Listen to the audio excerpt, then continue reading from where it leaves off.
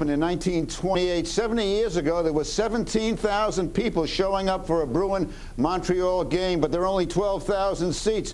The Herald said it was like the storming of the Bastille. Montreal won that game 1-0. 7 decades of thrills since then, and now the Garden is being raised, and there you see him tearing it down. I talked to fans about how they felt about it. Well, I really didn't like the old Garden. It was kind of dirty, kind of seating wasn't that great, and this is actually my first time to the Fleet Center, so I'm looking forward to it.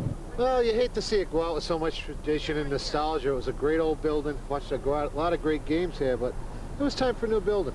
Oh, it's kind of sad. It was one of the original arenas, and I mean, I came up here from Jersey a number of times to see games here, and there was an intimacy about it. I mean, even though there was obstructed views, the action was really up close, and you had to see everything. And the Boston fans are incredible. I mean, they're good fans, and everybody was into the game, and no matter where you're from, you enjoyed yourself while you were here. So it's a loss for hockey.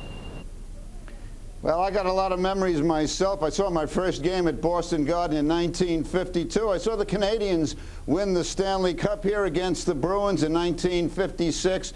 A lot of great memories myself. Bobby Orr, of course, playing super hockey for the Bruins. Eddie Westfall, that great team. They won the Cup in 1970. They repeated it again in 1972. And then there are a lot of other great players who came along later than that, including Cam Neely, who was one of the greatest of the Bruins. And right now, it's kind of sad to walk along Causeway Street and to see the building being raised. But let me tell you something.